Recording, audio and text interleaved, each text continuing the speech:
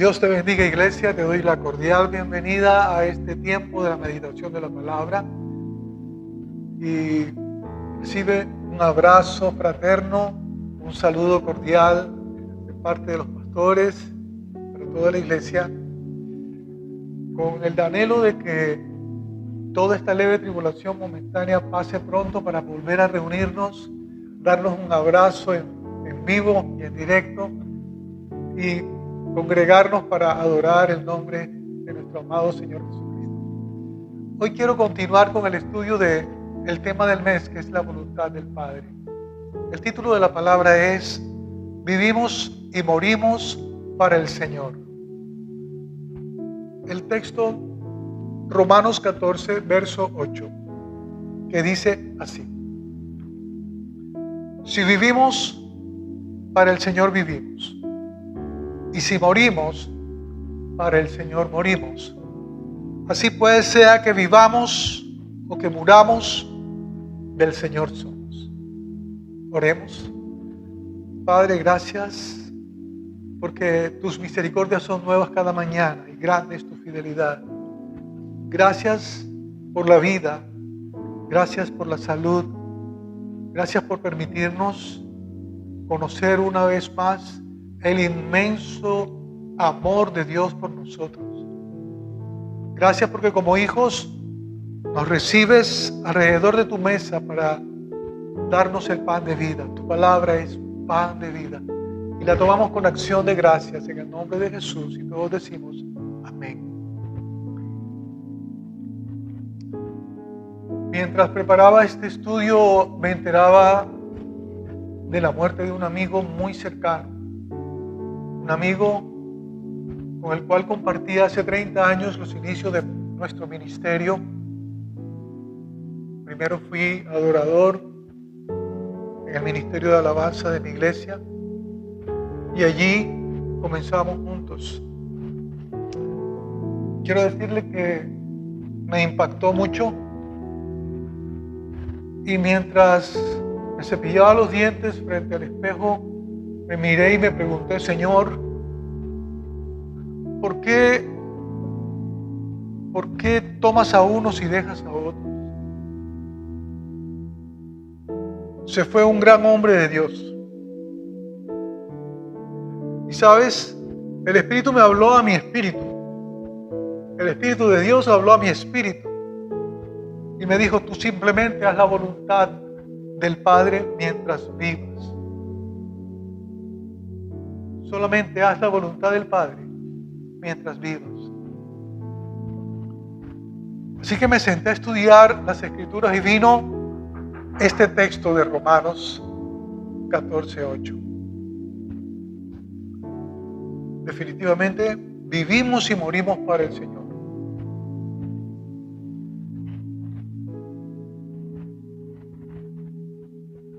Vivimos para hacer la voluntad de Dios. Y la mayoría de las personas creen que nacieron para hacer con su propia vida su propia voluntad. Y se enfocan en su propio sueño personal. Lo que yo quiero ser. Es muy interesante que desde niños todos soñamos, unos con ser policía, otro aviador, astronauta, vaquero, bombero, pero vamos creciendo y entonces los sueños cambian un poco. Recuerdo a un buen profesor que también era psicólogo y en el aula de clase nos preguntaba uno por uno. Él era cubano y decía, ¿qué tú quieres ser cuando grande? Y algunos decían, yo quiero ser futbolista. Ok. Otro decía, cantante, mozo. Y las muchachas de pronto decían, yo quiero ser modelo, reina de belleza, actriz de telenovela. Pero cuando maduramos, nos hacemos entonces uno arquitecto, el otro ingeniero, otro empresario, maestros, vendedores, amas de casa, en fin. Todo eso está muy bien, todo eso está muy bien. Pero casi nadie se pregunta, ¿cuál es la voluntad de Dios para mi vida ¿Cuál es la voluntad de Dios para mi vida? Lo que yo soy en la vida, debo alinearlo con la voluntad de Dios para mí. La voluntad del Padre. ¿Sabes? Mis dones, mis habilidades, mi carrera o profesión, mis recursos no son míos. Son regalo de Dios. Él nos lo ha dado por gracia, no por mérito, por su gracia. Pero Él los dio para que le sirviéramos a través de ellos, estableciendo su reino aquí en la tierra. He ahí la gran diferencia. Jesús vino a hacer la voluntad del Padre y Él es el mejor ejemplo para nosotros. Él sabía que la carpintería, que era su arte, era un asunto simplemente de subsistencia para su núcleo familiar, pero que el Padre lo envió para un propósito mayor, trascendental. El apóstol Pablo añade en Romanos 14, verso 9, Cristo para esto murió, resucitó y volvió a vivir, para ser Señor de los muertos como de los que viven. Jesús se deleitaba en hacer la voluntad del Padre. Si había algo que a Él le producía gozo, le quitaba el hambre, el cansancio, el sueño, era hacer la voluntad del Padre. También hay cosas que nosotros hacemos y no nos cansan. Por ejemplo, a mí me fascina dedicarme a hacer música. Cuando yo estoy haciendo música con mis amigos o con el ministerio de alabanza, se me quita el hambre, el sueño, el cansancio. Eso es algo que yo haría aunque nadie me pague. Algunos lo llaman, es mi hobby, es lo que yo más amo hacer. Bueno, para Jesús era hacer la voluntad del Padre. Eso era lo que Él lo deleitaba. Él dijo, mi comida es hacer la voluntad del que me envió y acabe su obra. Juan 4, verso 34. A Jesús esto le daba vida, lo empoderaba, así como una buena comida nos alimenta a nosotros, nos nutre. Pero sabes, Jesús no fue comprendido por los suyos. Recuerda que Jesús era hijo de María y de José. Él fue su primogénito. José era carpintero y por lo tanto el primogénito aprendía el arte de su padre. Él comenzaría, supongo, siendo su ayudante en el taller, pero cuando José fallece, probablemente Jesús se encarga del taller y del sostenimiento del hogar con lo que producía como carpintero. Y así se hizo conocer. Pero cuando empezó su ministerio, Jesús dejó el taller y empezó a caminar y a hacer discípulos y a predicar en las sinagogas. Y esto debió producir conflictos en su propia casa. Amados, muchas veces hacer la voluntad de Dios causa división. Probablemente los tuyos, tu familia, no te van a comprender y se conviertan en tus más agudos críticos. Jesús lo experimentó. El rechazo de los suyos por querer hacer la voluntad del Padre. Y todos nosotros lo vamos a vivir en alguna medida. Por eso Él dijo,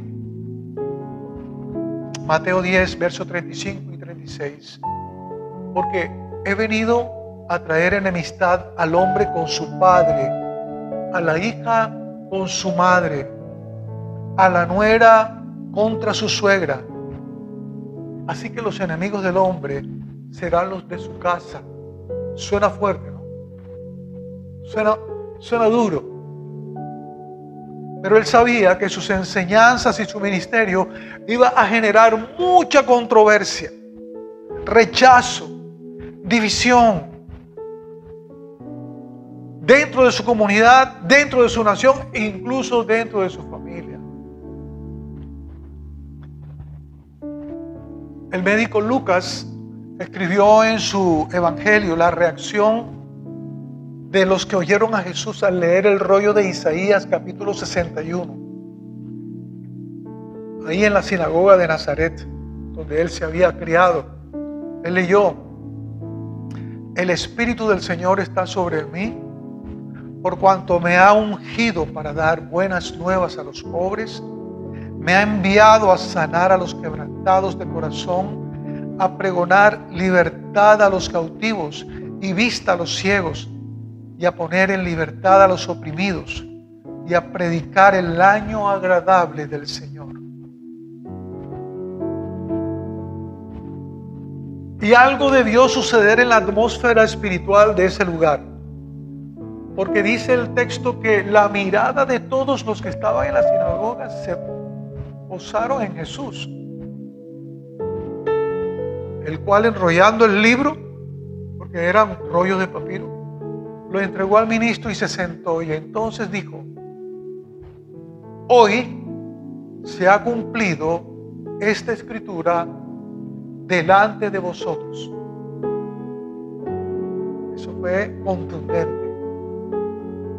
Esto generó controversia, porque mientras que unos daban buen testimonio de él, maravillados por la palabra de gracia que salía de su boca, otros también empezaron a decir: pero este no es el hijo de José y María, este no es el hijo del carpintero, no se llama su madre María y sus hermanos Jacobo, José, Simón y Judas, ¿no están todas sus hermanas con nosotros?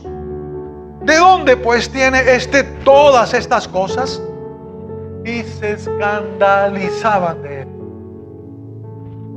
Pero Jesús les dijo: no hay profeta sin honra, sino en su propia casa, en su propia tierra y en su casa. Mateo 13, 55 y 57.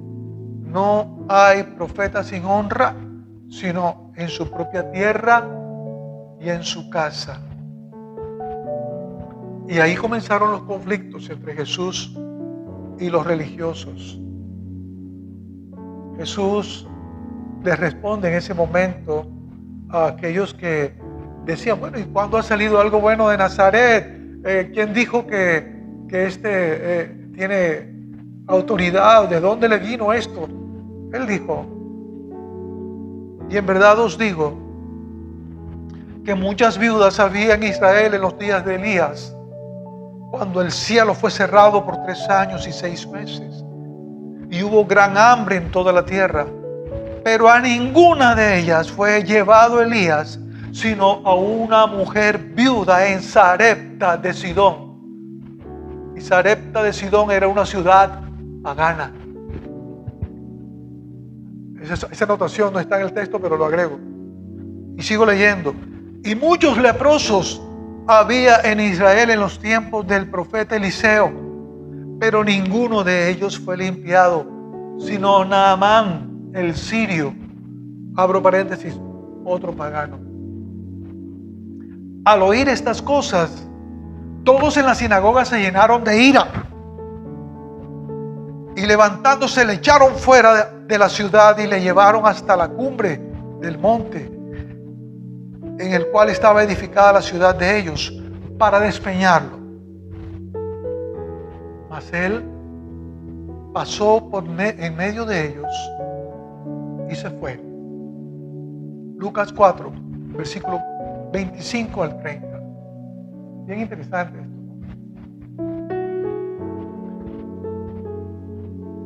Todos esos religiosos llevaron a Jesús llenos de ira por lo que él acababa de decir. Lo que él acababa de decir era sencillamente la dureza del corazón y la religiosidad no dejaban que ellos vieran o conocieran a Dios, a su amor y su misericordia. Y por eso Dios sanó a una mujer viuda pagana, habiendo tantas viudas, o la ayudó a ella en el momento de la hambre que hubo en Israel, y sanó a Naamán, el único leproso que recibió sanidad en los días de Eliseo.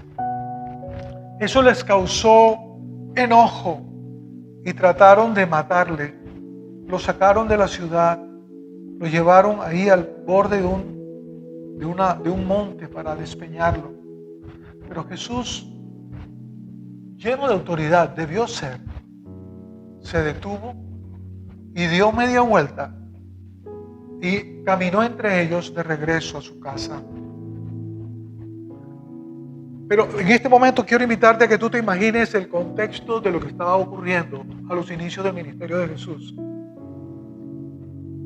Para la familia de Jesús, ¿qué significaba todo esto? Para la madre de Jesús, para los hermanos de Jesús, todo esto debió ser motivo de discusión y preocupación. Preocupación porque les preocupaba la integridad física de Jesús. Y también su gente estaba escandalizada por todo lo que Jesús hacía y decía acerca de sí mismo. Andaba de pueblo en pueblo rodeado de discípulos, durmiendo en cualquier lugar. Unos le seguían, mientras que otros le odiaban. Probablemente sus propios hermanos lo habrían tomado como místico, esquizofrénico o algo así. Y salieron a buscarlo en compañía de María, su madre, con toda certeza para persuadirlo a que volviera a casa. Veamos cómo lo registra Mateo. Ahora vamos a leer Mateo 12, 46 al 50. El contexto es que Jesús estaba en una casa o en una sinagoga rodeado de discípulos enseñando. Mientras aún hablaba a la gente, dice el texto. He aquí su madre y sus hermanos estaban afuera y le querían hablar. Y le dijo uno: he aquí tu madre y tus hermanos están afuera y te quieren hablar. Respondiendo él al que decía esto, dijo: ¿quién es mi madre? ¿Y quiénes son mis hermanos? Y extendiendo su mano hacia sus discípulos, dijo: he aquí mi madre y mis hermanos. Porque todo aquel que hace la voluntad de mi Padre que está en los cielos, ese es mi hermano y hermana y madre. Qué tremendo. ¿Sabes que esta es una de las declaraciones de Jesús que ha generado más controversia? Pero quiero decirte, Jesús no estaba negando a su familia, no estaba reaccionando herido por la incredulidad de ellos. Y esto se ve claramente en las Escrituras. Jesús tuvo tiernos pensamientos de preocupación por su madre cuando aún en la cruz estaba a punto de morir. Y allí declaró, cuando vio a su madre y al discípulo a quien él amaba que estaba presente, dijo a su madre: mujer, he aquí tu hijo. Después dijo al discípulo: he ahí tu madre. Y desde aquella hora el discípulo la recibió en su casa. Juan capítulo 19, versículos 26 y 27. Probablemente Jesús experimentaba un profundo anhelo de ser apoyado por su familia cuando expresó algo, una declaración que muestra una desesperante verdad. Jesús dijo: el Hijo del Hombre no tiene dónde recostar su cabeza. Mateo 8:20. Esto refleja que le había tocado salir de su casa. Y donde quiera que fuere, a la intemperie, si era necesario, le tocaría dormir. No tenía bienes, no tenía casa, no tenía dónde recostar su cabeza, ni una almohada. Pero os quiero decirle algo: Dios magnificó a la familia. Él, el propio Hijo de Dios, fue enviado al mundo mediante el cuerpo de una mujer, criado en el entorno de un hogar, de una familia, donde estaba un padre terrenal que era José, al cual se sujeta Jesús, aún sabiendo que era hijo de Dios. Se sujetó a su padre terrenal, a su madre, tus hermanos y hermanas. De esta manera Dios dignificó a la familia y al hogar por sobre toda estimación humana. Pero en este pasaje que leímos, Jesús está proclamando la existencia de una familia singular. Cuando dijo, todo aquel que hace la voluntad del Padre, ese es mi hermano, mi hermana, mi madre. Estaba proclamando la existencia de una familia espiritual, cuya unión espiritual puede llegar a superar a la familia de sangre. La familia espiritual son los que hacen la voluntad del Padre. Te lo repito, la familia espiritual son los que hacen la voluntad del Padre. Podemos ver 4 cosas que Jesús dijo de la familia espiritual. La primera es, no está basada en relaciones sanguíneas.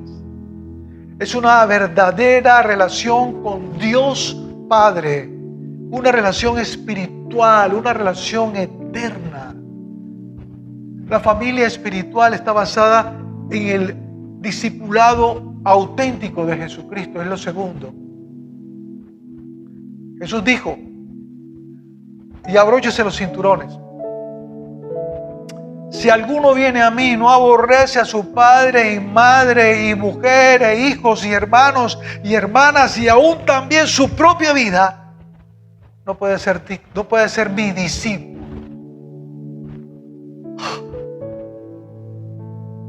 Eso es golpe fuerte, ¿no? Pero ¿sabe lo que esto implica?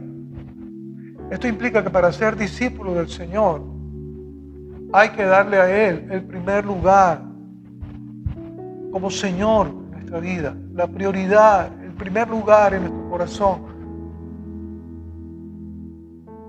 No podemos poner ni siquiera a padre, ni a madre, ni hijos, ni esposa en el lugar que le corresponde al Señor Jesús.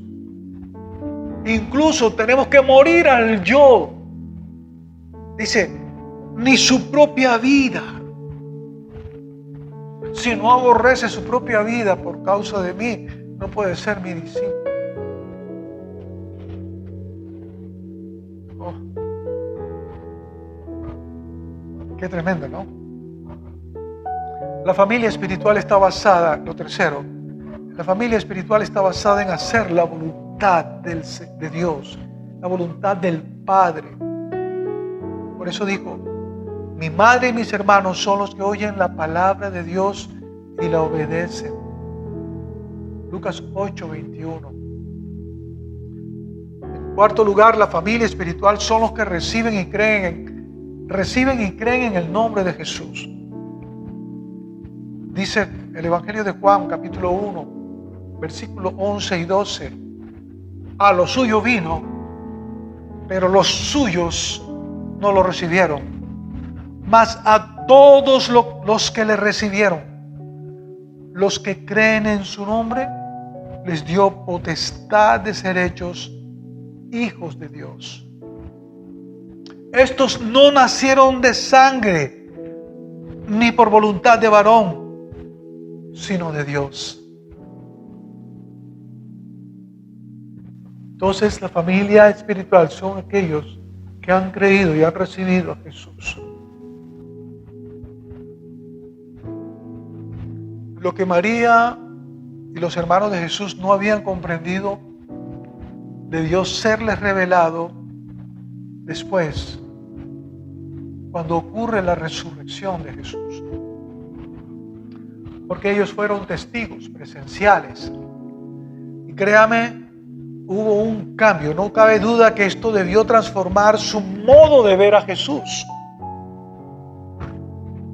Pablo dijo en su segunda epístola a los Corintios, de manera que nosotros de aquí en adelante a nadie conocemos según la carne, y aún si hemos conocido a Cristo según la carne, ahora no lo conocemos así.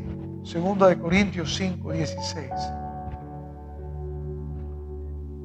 De hecho, todos los hermanos de Jesús junto a María, su madre, formaron parte de esa iglesia primitiva, de esa iglesia naciente. Y así lo registra el libro de los Hechos. En el capítulo 1, verso 14 leemos: todos estos perseveraban unánimes en oración y ruego, las mujeres, y con María, la madre de Jesús, y con sus hermanos. Allí en esa iglesia que estaban haciendo estaban María y sus hermanos. Algo más.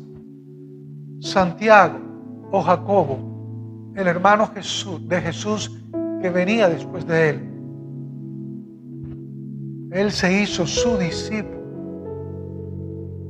y también se convirtió en líder de la iglesia en Jerusalén, junto con Pedro y con los demás apóstoles. Es más, Santiago es el autor del libro que lleva su nombre, de la epístola de Santiago. Y allí él mismo se presenta como siervo del Señor Jesucristo. Todo esto nos enseña una gran verdad. Los que ahora no comprenden nuestra fe, puede que aún después de que partamos de esta vida, crean y sean salvos. Lo que a nosotros nos corresponde es permanecer y hacer la voluntad del Padre. Definitivamente, si vivimos es para hacer la voluntad del Padre. Si morimos es para hacer la voluntad del Padre. Y es hermoso saber que millones de personas en el mundo entero que han tomado como nosotros la decisión de vivir para hacer la voluntad de Dios son nuestros hermanos, son nuestras hermanas. Formamos una gran familia, la familia de la fe. Ya sea que vivamos o que muramos, somos del Señor. Gloria a Dios. Puedes inclinar tu rostro, amado. Padre, te damos gracias, Señor, por tu palabra. Gracias, Señor, porque en estos tiempos, cuando vemos que parientes y amigos cercanos han partido a tu presencia por causa de esta pandemia que azota al mundo, tú nos tienes hoy aquí presentes con vida, con el propósito de hacer tu voluntad hasta el último aliento. Hacer tu voluntad. Tú eres el que pones el querer y el hacer por tu buena voluntad. Permite que tu Espíritu Santo nos enfoque en lo único necesario, lo único importante, lo único trascendental, que cada día que tú nos das es para hacer tu voluntad. Que las oportunidades que tú nos das de influir en los demás es para hacer tu voluntad, extendiendo el reino, sembrando tu palabra en sus corazones.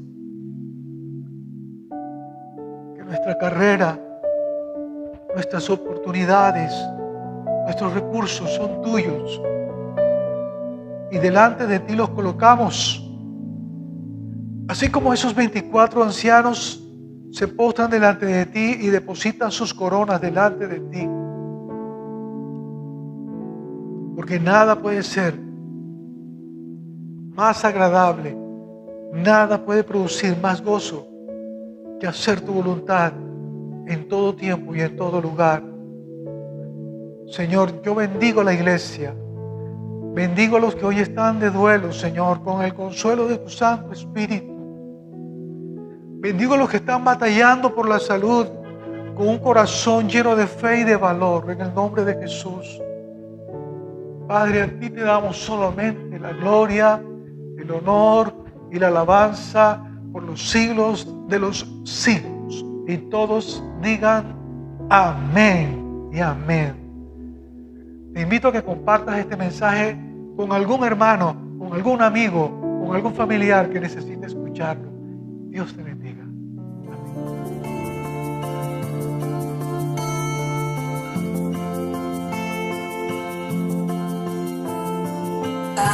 Ante ti, postrado estoy aquí, te rindo mi ser, te rindo mi ser. Tu amor atráeme, Señor, vengo a tus pies. Vengo a tus pies, a ti me rindo.